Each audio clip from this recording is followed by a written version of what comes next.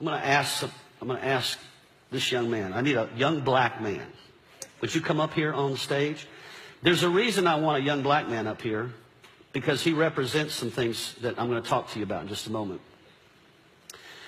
And so, why don't you take a seat right there? And if you wouldn't mind just taking your shoes off and your socks too, thank you. And then I'm going to wash your feet. Now, let me say something before I wash his feet, because this is important. This young man doesn't just represent black America. This young man represents all minorities for this moment right here. What most people don't realize about my race is my race has a hard time getting what's wrong in America. We have a challenge. The great slogan that was spoken at the beginning of this presidential race that got a person elected was, we're going to make America great again. Going to make America great again. When I first heard that, and everybody cheered, yay, I looked at the crowd, and it was predominantly my race cheering for that statement. And I thought to myself, okay, if I'm going to be a Christian, I need to filter that statement through the lens of other races, not just my own. And I'm thinking to myself, here's what I'm thinking. I'm thinking to myself, okay, if I'm a black person, maybe a young black man in America, and I'm thinking through the lens, make America great again, I'm thinking, when was America great for you? When was there a season of time in the last 240-something years that America was great for you? And so, I think about it. In the beginning of our nation, 1700s, we brought a lot of people like this young man from Africa by the millions. In fact, history tells us that between 17 and 60 million, no one has the exact number, died in that transition. The greatest atrocity of one race in all of human history. Way bigger than the Holocaust. And we all know about the Holocaust. But for some reason, this has never been really advertised too much, because my race, we don't want to feel guilty. And I'm not saying you should feel guilty, because you didn't do that, but your race did. Then after we had Africans as our slaves, African come to our country and become our slaves, then we also have to live with the fact that we also conquered Native Americans as well. We kind of huddled them over in the Midwest, took over their land. Then we went down to south of America and we said, Mexicans, we're going to take some of your land from you as well. California, Arizona, New Mexico, used to be Mexico. Who would think of it? Hispanic person. What was America great for Hispanic people? When was America great for Native Americans? What about Asians? Was it great when Pearl Harbor happened and we took 120,000 Japanese from their homes in California, put them in camps for 4 years because we suspected, even though they were citizens, that they might turn against our country? Was that great? The only people that could honestly say maybe America was great would be me, my race. It was great for us. We had a lot of folks like this young man and other people serving us for the last couple hundred years. And now, over the last few years, some of those people are rising up and they've had enough. And movements are starting and different things are happening in our nation that are saying, hey, we matter too. We are not the majority, but we matter too. And people like us are getting scared. We're getting fearful. Man, this nation is not like it used to be. Are we filtering that through the eyes of Jesus? Or are we filtering that through the eyes of our race?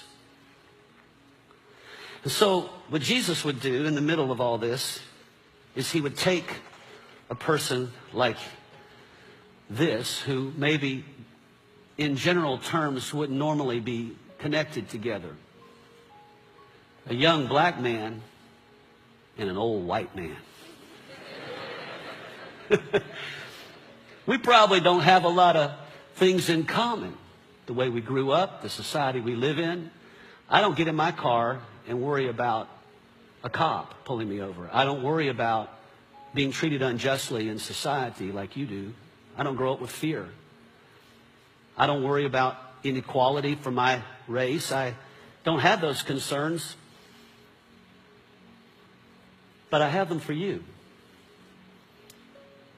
And I care about you. And when I got born again, God did something in my heart towards people like you.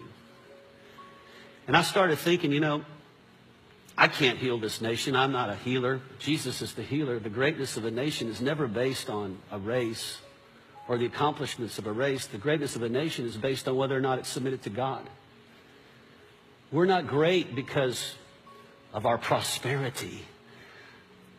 We're not great because we won wars. We're great only if God is in our lives and ruling over us. And we've become a nation where God's no longer ruling over us. And that's why we're so angry at each other. And we're fighting with one another, and we're in division over each other. And I can't see our government healing that. I can't see any president healing that. I can't see any leader healing that in society other than Jesus. And that has to start with us in the church.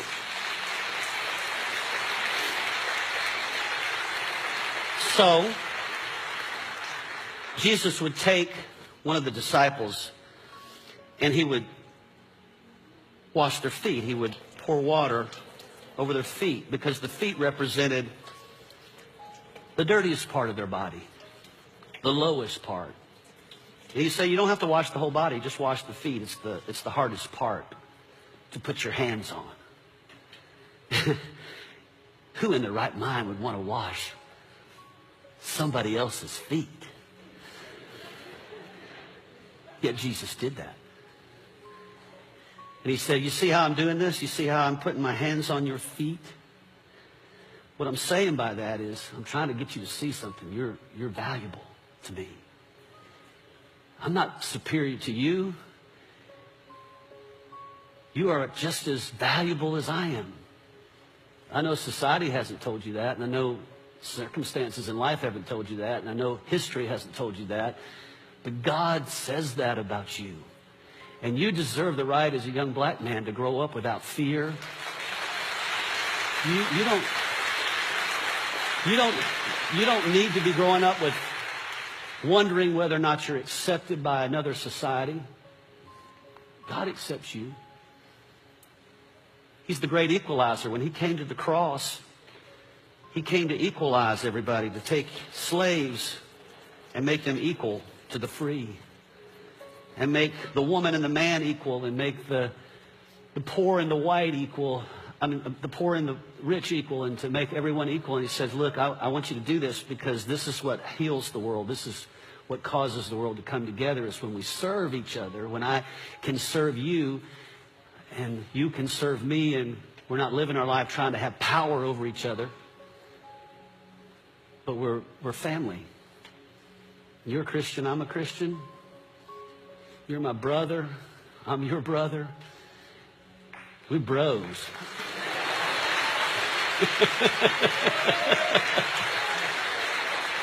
But there's not enough of me doing this. More of this needs to happen.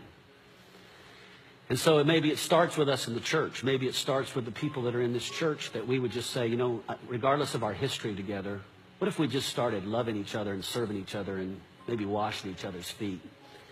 What if we had a small group one night and we just all just humbled ourselves, got down here real low and looked up to you and said, you know, I value you. I care what happens to you. I care what you experience in America. I care about the hurts and the wounds of your past. I care about the history of my race against your race. And I'm sorry. I repent. I didn't do it myself personally, but I take responsibility for my own race. Because Jesus didn't do anything to hurt people, but he took responsibility for them. He took responsibility when he went to the cross, and I need to go back to the cross because we need healing. We need healing in this relationship. We need to be one together instead of you doing your thing and me doing my thing. And so you're a good representation, not just of Black America. You're a good representation of all people that maybe haven't been treated with value, wherever they're from. And I just want you to know that from this point on, my life is about making sure that you understand that you grow up in an America where there are people that value you from another race. I love you, bro. Okay.